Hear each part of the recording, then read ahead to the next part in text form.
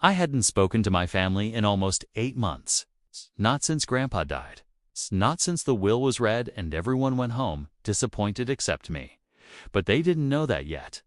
The last time we were all in the same room, it ended in silence. Cold silence.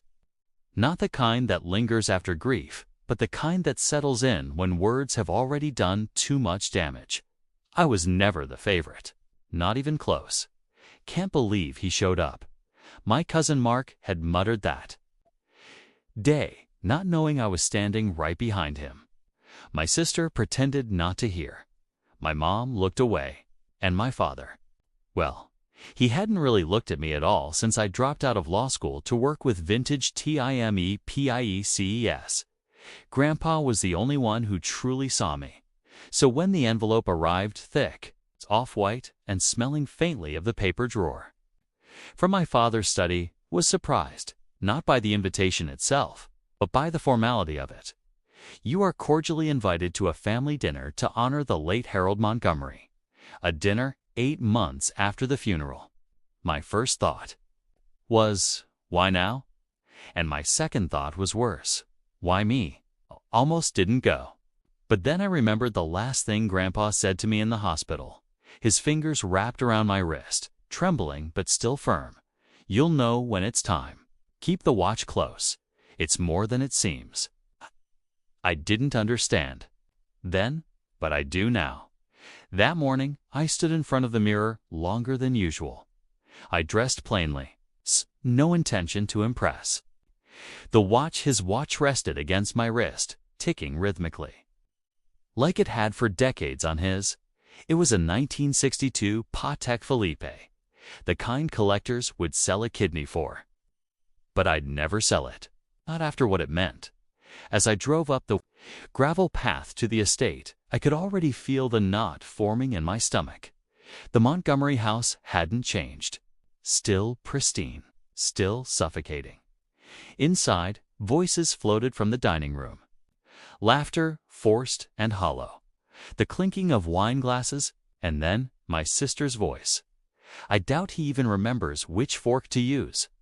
I stepped in, unannounced. The room went, not silent, but quieter. Like someone had dimmed the audio slightly, just enough for discomfort to rise. Look who decided to join us. Aunt Meredith smiled, with teeth that didn't reach her eyes. Mark nodded, barely. Didn't expect to see you. My mother stood, awkwardly. We weren't sure if you'd come. I wanted to say, you invited me. Why pretend to be surprised? But I didn't. I smiled, nodded, took the empty seat they had clearly saved, at the far end of the table as if I were a guest. Or worse, staff. The table stretched long, grandiose, almost theatrical. Candles crystal. A roast that looked like it had taken 5 hours and 3 personal chefs. And at the head, my father, in a navy suit, pouring wine like a patriarch straight out of a corporate drama. So, he said, voice deep and slow. Tell us, still fixing clocks. The table chuckled. I forced a smile. Still restoring history? Yes. Right, Mark smirked. Because people still care about old things. They do, I replied, meeting his eyes. Especially when they're worth something. He flinched slightly, but didn't respond. They went back to talking. About business. Stocks. Ivy League. Admissions. Who bought a 3rd house in Aspen? I was there, but not really. No one asked how I'd been. No one mentioned Grandpa. And that's when I noticed something strange. Everyone at the table was wearing black. Not formal black, but a tone intentional, coordinated. Like a theme I hadn't been told about. Everyone except me. I looked down at my gray shirt and brown jacket. I looked. Out of place, suddenly my sister laughed loud, and piercing and turned to me. Do you remember when Grandpa used to say you were the odd one out? Another laugh from someone else. I wasn't sure who. I tried to steady my breath. I looked at the watch. It was ticking faster. No, not faster. Louder, or maybe my heart was. That's when I felt it. A shift. In the air. In the way someone my father was watching the watch on my wrist. He leaned in, barely. That's his, isn't it? I nodded. Didn't think you'd hold on to it? I smiled faintly. It was the only thing he left me, remember? Jaw tightened. My mother looked away again. And suddenly, I knew. This dinner wasn't about honoring Grandpa. It was about something else entirely. Something was coming. And the watch on my wrist. Grandpa's final gift was about to reveal why. I had been invited at all.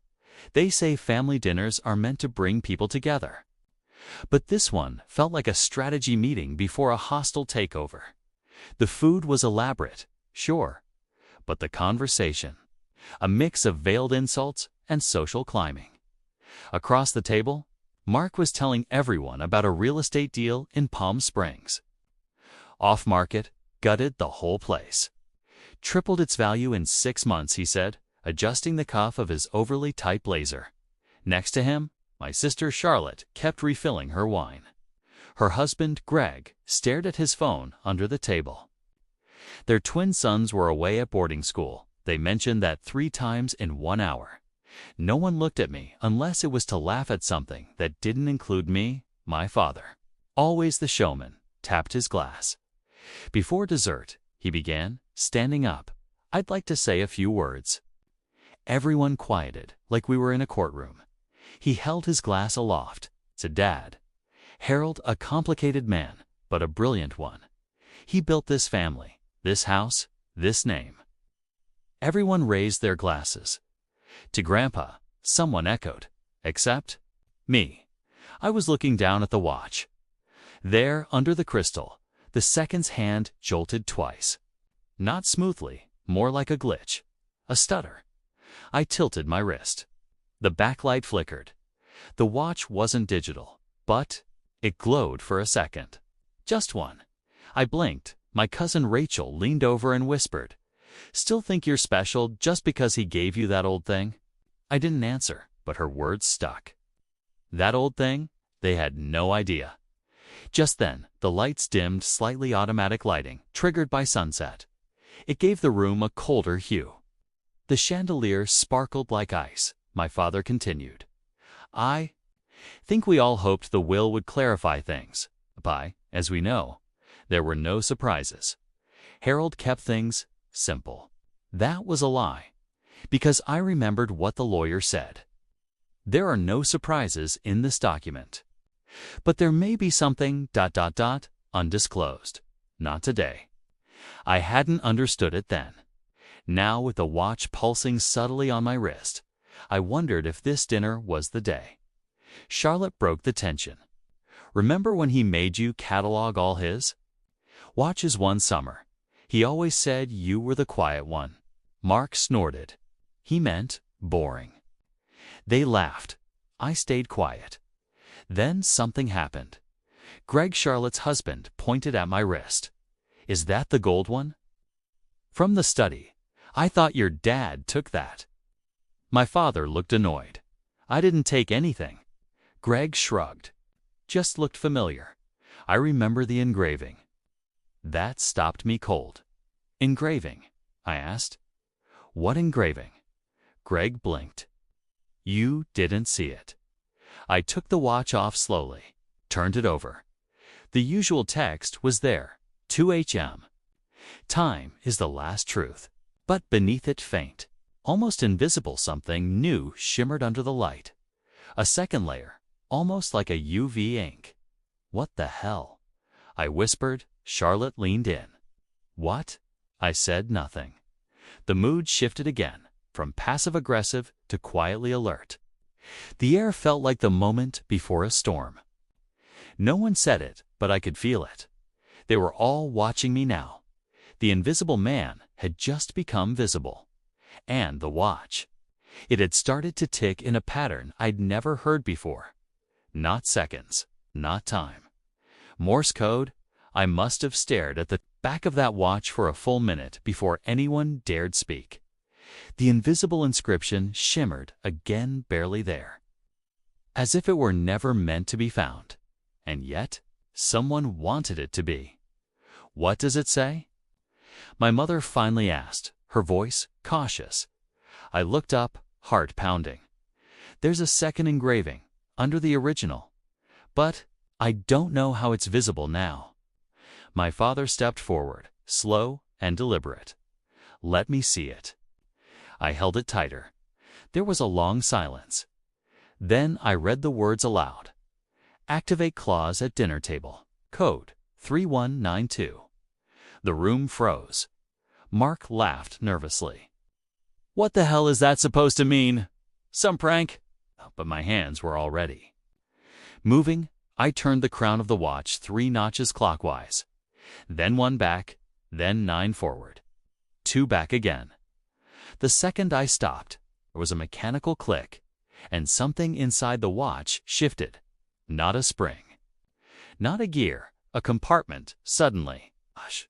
A small slip of paper began sliding out of the bezel neatly folded, yellowed at the edges. Charlotte gasped. What the? Someone muttered. I unfolded it slowly, aware that every eye in the room was glued. To my hands, it was handwritten. Grandpa's handwriting. The top line read, Addendum to my last will and testament, to be activated only in presence of direct heirs. My father stepped forward, pale now. That's not possible. Was final. I had the lawyer check every clause. I shook my head. Apparently not. I cleared my throat and began reading aloud. If you are reading this, then the person in possession of this watch has successfully activated the clause. Let it be known that my estate was divided publicly according to tradition, but I have always believed true legacies are not inherited. This clause overrides all previous allocations, contingent on the timing of its discovery. My personal fortune previously undisclosed to be transferred entirely to the individual who restored this watch, understood its construction, and valued it as more than gold. That person is my grandson. You know who you are. And if the room has gone silent, then I assume they do too. I stopped reading, and as if on cue, the room went silent, completely. No laughter, no comments. Just a stunned, almost eerie stillness. Mark's fork slipped from his hand and clattered onto the plate. Charlotte's mouth opened, but no words came out. My father looked like someone had unplugged the power behind his eyes. His shoulders, once squared and proud, slumped. This is a joke, he whispered. My mother blinked slowly, as if she'd just watched her entire future reprogram itself. No, I said. It's not. Handed the paper to Greg, still stunned. In his chair, he read it again, then nodded slowly. It's real. That's his handwriting. His signature, too. I looked around. I didn't know this was going to happen. I only came because he told me to keep the watch close. I didn't know it had this. Rachel hissed. So that's it? You get everything because you fixed some damn watch. I said calmly, I get everything because he trusted me, because I didn't just show up for appearances. Kay showed up when no one else did. They didn't argue because they couldn't. The room had turned cold not from temperature, but from the weight of truth crashing in like a wave. A clause hidden inside a timepiece, not in a lawyer's folder, not in a vault, but on my wrist. The silence in the room wasn't just shock, it was defeat. And for the first time in my life, sitting at the far end of the longest table, I wasn't invisible. I was the one they saw now, because the man they underestimated was the man their father had chosen. I held the paper for a long time after the last word had been spoken. The handwriting felt warm, alive. I could almost hear Grandpa's voice behind each line, steady, wise, and deliberate. Everyone around me sat stunned, like the ground had just been pulled out from under them. This can't be legal. Mark muttered, but his voice lacked conviction. Greg read the clause again, then looked up at me. You didn't know? Seriously? I shook my head. Not this part. I followed what he told me. And then it hit me. The hospital room, that final week. The conversation I hadn't told anyone about. Flashback hospital room, the machines beeped steadily, keeping rhythm with his weakening heart. Grandpa looked smaller than I'd ever seen him, sunken but not defeated. His eyes were still bright.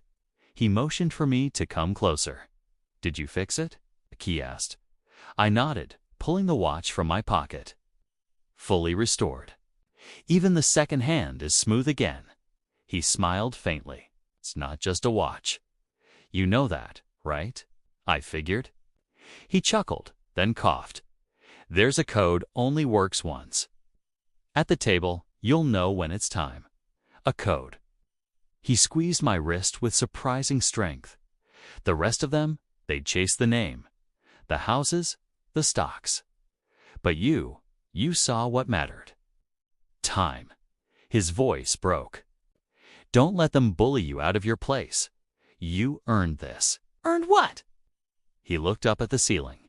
"What I didn't give them." Back in the dining room, I sat straighter. The memory had returned like thunder. Mark stood suddenly, pushing his chair back. "This is ridiculous." He was old. He probably forgot what was in the official will. Charlotte followed. "You can't just override an estate with a watch message." My father hadn't said a word. He just stared at the table, his jaw locked. "Dad," I asked softly. "He didn't look at me. He told you, didn't he?" I pressed. "You knew something like this might exist." His hands curled into fists. "He betrayed this family," he said. "He gave everything to a disappointment." So that landed harder than I expected. But I didn't flinch. "No, he gave it to someone who listened." My mother finally spoke, quietly. "But why hide it? Why not tell us? Why make it a game?" I met her eyes, because he knew. If he told you, you'd contest it. You'd twist it. You'd find a way to bury it before I ever saw it. The room shifted again from denial to rage. "I built this house," my father hissed. "I maintained the empire, and he gives it to you." "You inherited it," I said calmly. "I preserved it." That was the breaking point. Charlotte snapped. "You think you're better than us now?" "No," I said. "But I don't think I was ever less." The chandelier above seemed to flicker, like the room itself was holding its breath. Then my father stood, slow and imposing. He walked the length of the table until he stood directly across from me. "If you think a slip of paper and a ticking toy make you the head of this family, you're deluded." I stood too. Double quotes, no. I think he made me the head of this family, with his final choice. And, for the first time, my voice didn't shake. He stared at me for a long second, then scoffed. "We'll see what the lawyers say." "We will," I replied. "I already contacted them after the funeral, just in case."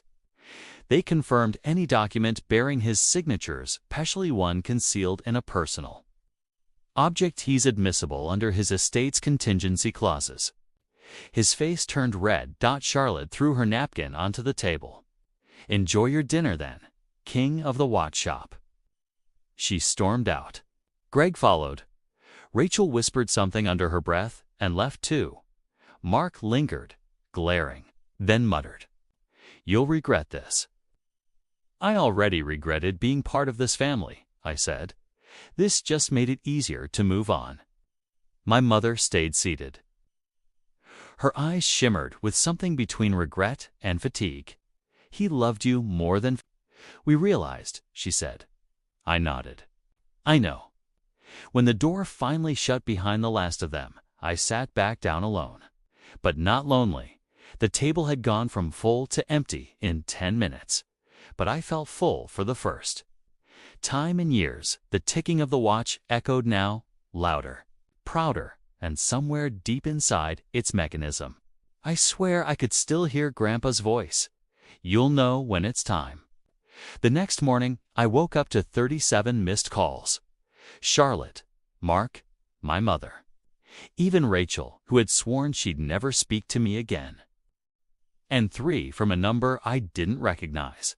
When I finally picked up the 4th attempt from that number, it was Mr. Hinesley Grandpa's personal lawyer.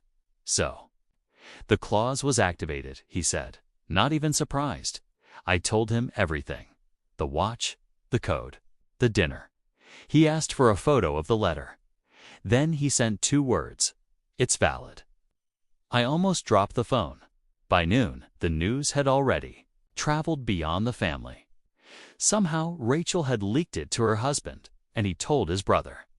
And within hours, it had reached the larger circle of socialites, business partners, and one particularly nasty family friend who ran a local gossip site. Watchboy inherits Montgomery fortune through hidden clause was the headline, subtle. At first, the comments were brutal. Nepo baby pretending to be self-made. If my grandpa gave me money for fixing a damn clock, I'd be rich too. Plot twist. The family sues him and he loses it all. But slowly, something began to shift. A former client of Mina Collector I'd once helped authenticate. A 19th century brig posted on LinkedIn. He saved my collection from being destroyed by mold. Smart. Precise. One of the best restorers in the field. Harold knew what he was doing. Others followed. I met him once at a horology expo in Geneva. Kid knew more than the CEO of Rolex. Finally, someone inherits something because of what they do, not just their last name. That week, I met with Mr. Hinesley in person. He wore a tailored 3-piece suit and carried a leather folder thicker than most textbooks. Your grandfather never trusted banks or boardrooms. Everything was structured to flow through you. He placed a document in front of me. With this, you become controlling partner of Montgomery Holdings. All voting rights. All authority. I stared at the paper. That's not possible. He created a trust within the trust.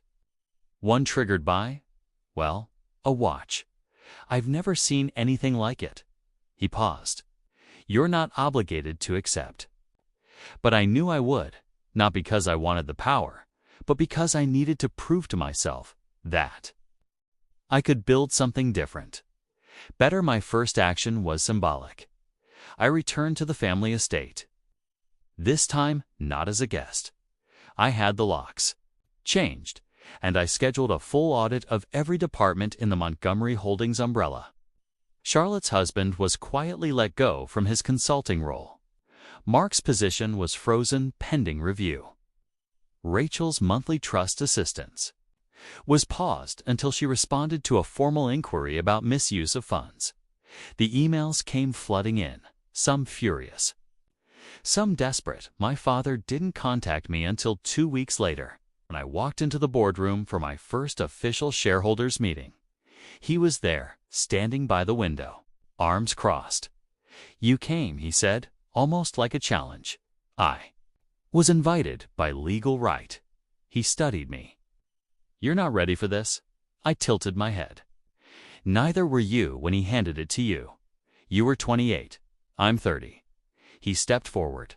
You really think this is about age? I said. It's about trust, and he trusted me.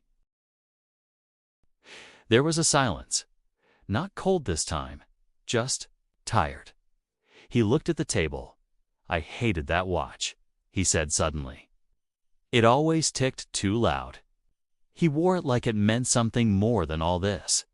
He gestured to the room. The company? It did, I said. It measured time, you measured titles. He didn't reply. The meeting began. I took my seat at the head of the table. Some board members looked confused, others relieved. They didn't care who sat there as long as the seat was filled by someone with direction, and I had direction, not revenge. Not arrogance, just clarity. Because for years I had been spoken about, but rarely too, dismissed at dinners, laughed at over wine. Now I spoke. And the room listened. I never imagined I'd sit at the head of any table, let alone one where I was once ignored like background noise. But there I was. 6 weeks later, back in the Montgomery dining room, not as a guest, not as a shadow, but as the one who decided who got a seat at all. The table was smaller now, fewer people. Less performance, no crystal towers or expensive show-off dinners. Just 7 place settings. Quiet conversation, and chairs filled by people who wanted to be their mentors. Friends, one cousin who had texted me privately after the will clause was revealed, saying, "Grandpa always said you'd surprise everyone." She was right. The estate had changed too. Gone were the oil portraits of stiff ancestors who looked like they'd never smiled in their lives. I replaced them with things. Grandpa actually cared about blueprints of early inventions, maps of the train stations he helped design, and yes, his watches. The Patek now sat in a glass case in the main study. Not as a trophy, as a memory. And next to it, it's the letter framed, so no one could say it was ever a myth.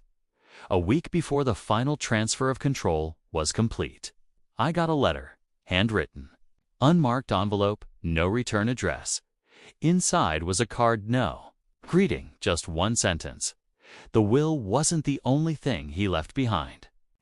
Attached was a key, small, brass, and shaped like a clock hand. At first, I thought it was a prank. Rachel trying to spook me. Or maybe Charlotte, clawing for relevance.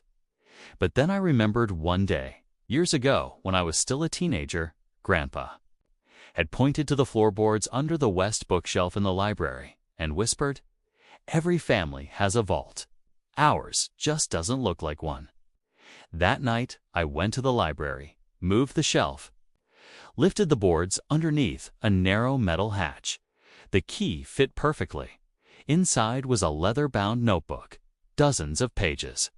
Grandpa's handwriting, business ideas, observations, notes on each of us private ones. My name appeared often, but one entry stopped me cold. He doesn't talk much, but he listens like time does. With patience and without judgment. He fixed the watch, yes. But more than that, he saw what others didn't, that a thing can be broken and still keep its worth. He's the only one I trust not to turn my legacy into noise. I read it. Twice, then I cried, not from pride, but from the sudden release of years of being unseen finally witnessed. Fully, the next board meeting. I wore the watch again, not as a statement, just to remember. One executive asked if I'd continue with the Montgomery name. I said no, we're starting something new. I told them, Timewell Group. Why Timewell? Because time, when used right, isn't just spent. It's invested. They smiled, and for the first time, I saw no resistance in their eyes. No doubt, just quiet respect. Later that month, I hosted a family dinner. Not to gloat, to close the loop. Not everyone showed up, but my mother did. She hugged me at the door, then whispered, "He would have been proud of you." I didn't need her to say it, but I was glad she did. We sat, ate, laughed, and when dessert was served, I raised my glass and said the words I'd once never been allowed to say. "Thank you all for being here. I'm glad to share this table." As your host, no applause, just silence, but not the cold kind. The kind filled with peace and understanding and closure. I looked around, then down at the watch on my wrist, still ticking, still keeping perfect time.